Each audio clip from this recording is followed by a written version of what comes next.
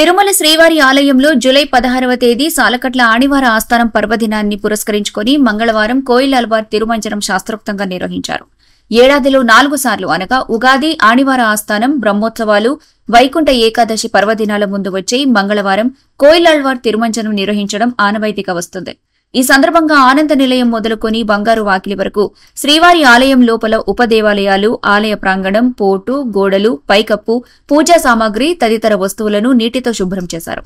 స్వామివారి మూల విరాట్టును వస్త్రంతో పూర్తిగా కప్పి ఉంచి శుద్ధి అనంతరం నామకోపు, శ్రీచూర్ణం, కస్తూరి పసుపు, పచ్చాకు, గడ్డ కర్పూరం, గంధం పొడి, కుంకుమ, కిచిలిగడ్డ తదితర సుగంధ ద్రవ్యాలు కలగలిపిన పవిత్ర పరిమళ జలాన్ని ఆలయమంతటా ప్రోక్షణం చేశారు.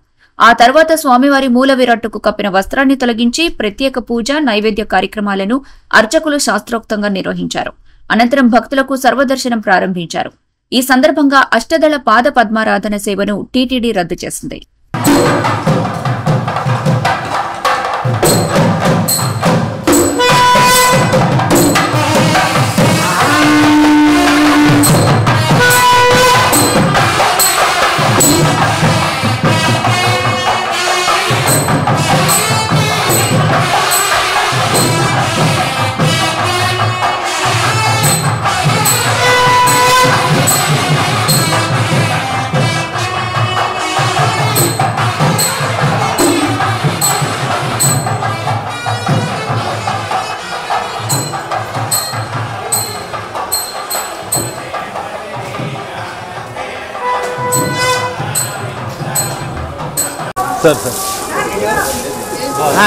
ఓం నమో వెంకటేశాయ. ఈరోజు కోయిలల్వార్ తిరుమంజనం శ్రీవారి ఆలయంలో నిర్వహించడం జరిగినది. రేపు ఆనివార ఆస్థానం ఉంది కాబట్టి ఒకరోజు ముందుగా ఇది చేయటం ఆనవాయితీ. సంవత్సరానికి 4 సార్లు కోయిలల్వార్ తిరుమంజనం చేయడం జరుగుతుంది.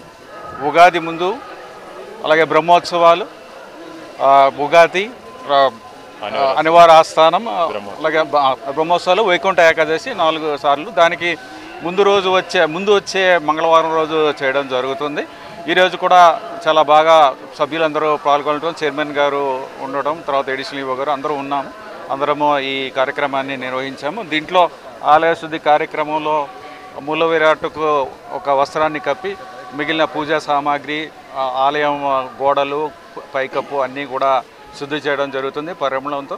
ఈరోజు కూడా ఇది జరిగిన తర్వాత ఇప్పుడు స్వామివారికి ప్రత్యేక పూజలు ఆగమోక్తంగా నిర్వహించడం కూడా జరుగుతుంది. ఓం నమో వెంకటేశ్వర.